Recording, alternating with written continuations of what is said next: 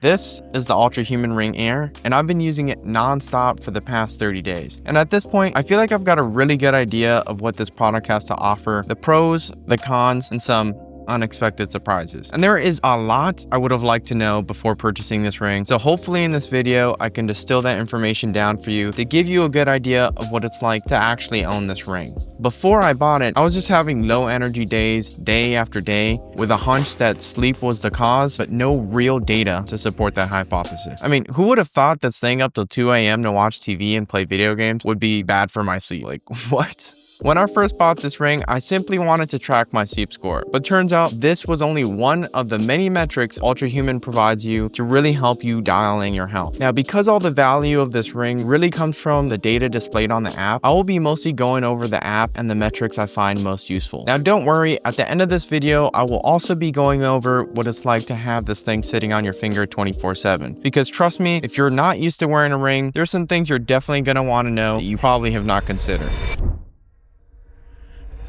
So the sleep score is the first thing I check every morning. And what I love about it is that it gives you one simple number from 0 to 100 that gives you an idea of how well you slept. And this number considers many factors such as your skin temperature, heart rate, sleep stages, sleep timing, and many more. And if you're one of those little nerd balls that likes to really dig into the details, you just click into the sleep score, hand me your social security number, and there you go. It'll show you granular information on all the metrics that make up your sleep score. Don't forget the social security number there. Now, what's great about it is that it always lines up with how I'm feeling in the morning. Now, some people may say that it's just placebo effect, blah, blah, blah, and all that. But those people don't have a bachelor's degree in psychology that they don't use at all and went into severe debt for. Please like this video. Help me pay off my student loans, please. Now, my second favorite feature is by far the caffeine window. I'm sure you've all heard Andrew Huberman say, delay your caffeine intake to 90 to 120 minutes after waking up, only to proceed to wait all of 15 minutes before gulping down a pint of caffeine like an absolute animal. You should really get yourself checked out, by the way. Personally, I would do this habitually, and it would be okay for the first few days, but give it a week and that adenosine buildup is no joke. You start to walk around like you're auditioning for The Walking Dead. Coffee, please, coffee. But now I simply just check the app every morning and it tells me exactly when I should start and stop drinking caffeine. Ever since I started doing this, the caffeine feels more effective, my energy levels are stable in the mid-afternoon, and I don't feel the need to cut out caffeine entirely every few weeks. Now, I do have one gripe with the way the Caffeine Window power plug works. That's what they call each one of these widgets in the app, by the way, Powerplugs. In the Caffeine Window power plug, you can actually log your caffeine intake to get a real-time view of your caffeine levels, which is super cool. Unfortunately, it forces you to choose from a pre-made list of caffeinated beverages with preset amounts, rather than allowing you to just log the amount of that beverage you drink in milliliters or ounces, etc. The UI looks freaking cool though. Check out that animation. Sexy. But honestly, I just use the default graph because I know I'm drinking less than 400 milligrams in a day, and I only drink caffeine at the beginning of the caffeine window anyways. This is nice because it saves me from having to input anything, which keeps this a completely passive health tracking solution. I don't want to log anything. Don't ask me to do it. This next feature caught me way by surprise, but I literally wake up to it every day. It's the smart alarm.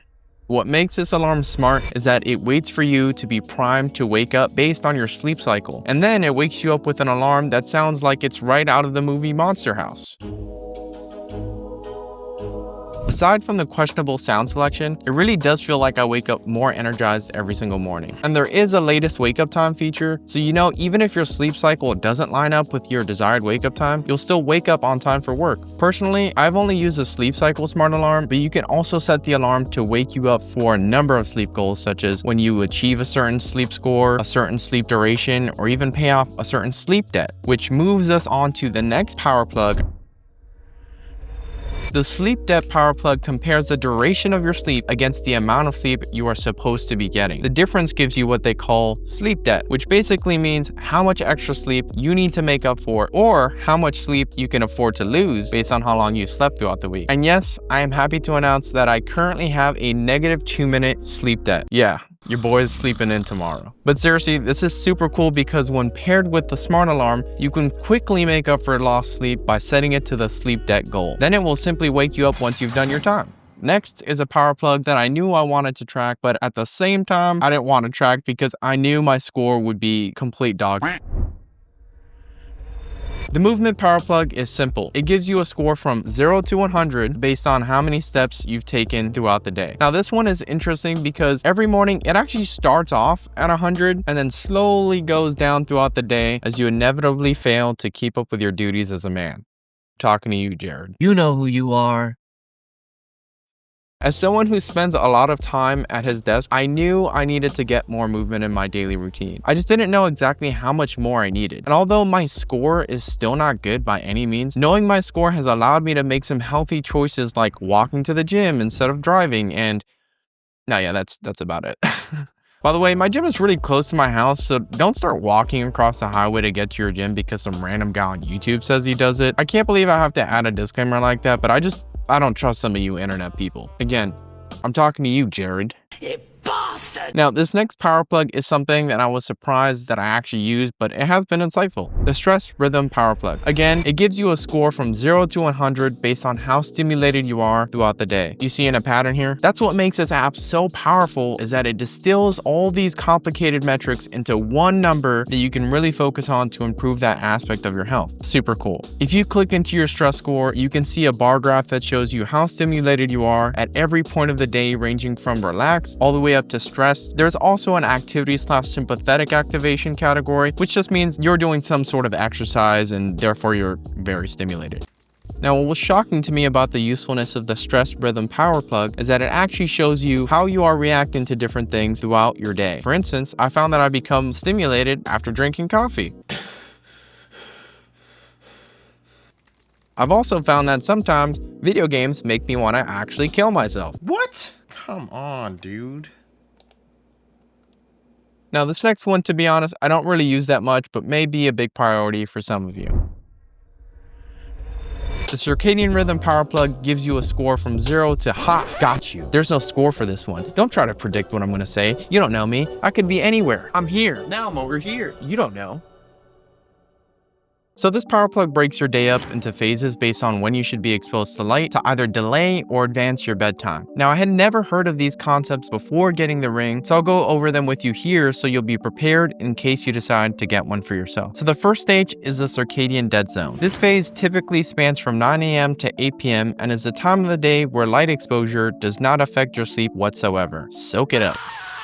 Now, the next phase is phase delay. This phase typically spans from 8 p.m. to 4 a.m. and is the time in which light exposure can delay your wake-up time. This is why all you night owls can never make it to work on time.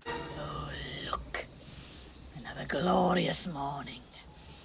Makes me sick. The next phase is phase minima. This phase typically spans from 4 a.m. to 5 a.m. and is the time in which you are at your lowest activity for various bodily functions, meaning you're in what we call that deep sleep. The next phase is phase advance. This phase typically spans from 5 a.m. to 9 a.m., which is the time of the day in which light exposure can advance your wake-up time. So this is really when you want to be getting that light if you're having a hard time waking up early. Like I said, I don't really use this one that much, but if you really want to get your sleep schedule on track, this will be really helpful in knowing when you gotta shut that damn TV off. There are some other power plugs like Ultra Age, which basically just tells you you're old. There's Dynamic Recovery, which is basically an overall score that considers everything from your sleep score to your stress rhythm. And then there's Brain Waste Clearance, for all you dirty-minded people that can't get your head out of the gutter. Ustedes están sucios. You are dirty. Dude. But again, I don't really use those, so I'm not gonna go any more in depth with those. Now, let's talk about wearing this thing on your finger 24/7. Straight up, it sucks. Nah, I'm just kidding. But in all seriousness, if you're not used to wearing a ring every single day, you're going to be a little thrown off. Personally, I was shocked with how many times I had to take this thing off throughout the day. Every time you wash your hands, you take it off. Every time you shower, you take it off. You can leave it on during these activities because it is water resistant up to 100 meters, but then you'll either have to move it to wash underneath or just accept the fact that you'll always have a crusty part of your finger for the rest of your life. But honestly, this worked out in my favor though, because whenever I go to the shower, I just utilize this time to pop it on the charger. And because of this, I've never once had to take it off because the battery was dying. But I can't promise this strategy will work for all of you, since some of y'all some dirty motherfuckers and they'll be showering. Jared. Son of a Now, this is why it is vital to get your sizing right, because you will be taking it off a lot and you don't want to have to pry it off your finger every single time. You can find your perfect size by getting one of these sizing kits directly from their website or on Amazon for like $1. It comes with plastic versions of all their sizes, so you can find the one that works for you and try it on for a couple of nights. Now, it is vital that you try it on for at least a full night, because your finger girth fluctuates throughout the day and you may find it harder to take it off and put it on at different points of the day. They recommend putting it on your index, your middle, or your ring finger, so make sure you choose one of those three. I was originally going to put it on my middle finger, but turns out I got a skinny finger but a fat knuckle. I popped on a size 8 ring from the sizing kit and had to damn near rip my finger off the next morning to get it off. So instead, I ended up with a size 9 for my index finger. Now the question is, once you have your correct size, what is it like having to wear it for activities such as sleeping, working out, etc.? Wearing it to sleep is perfectly fine. Now wearing it to work out, specifically weightlifting, yeah, that was annoying. You definitely feel it on your finger whenever you grab a bar or a dumbbell, but it doesn't really hinder your grip or anything like that. But I think the other reason it sucked for the first couple times was because when you buy something for $400, you tend to want to protect it and not cheese grate it for 3 sets of 12 every time you go to the gym. But that's why I have this protective silicone cover on it now. You can get a pack of 8 of these for like $8 on Amazon. Now these won't last forever. I do have to swap them out every now and then when the knurling starts chewing through them. Now some people take these covers off after every single session, but for me, I just leave it on 24/7. It doesn't add any bulk, it keeps the ring safe from other things that might scratch it, and honestly, I like the all black look over the gray colorway that this ring comes in. So what are my overall thoughts on this ring? I've read some other people have had connectivity issues. I've never experienced that. The features like sleep score, caffeine window, and smart alarm really do make an impact on my life every single day, and my energy levels have been great. I'm honestly really happy to have it as part of my health routine. Now, if you're interested in seeing a video on other apps I use to regulate aspects of my health, like meal tracking, weightlifting, let me know in the comments and I'll make a video on those. But that's all for today. I'll see you guys on the next one. I'm gonna go wreck some noobs. 5 minutes later. What? Come on, dude.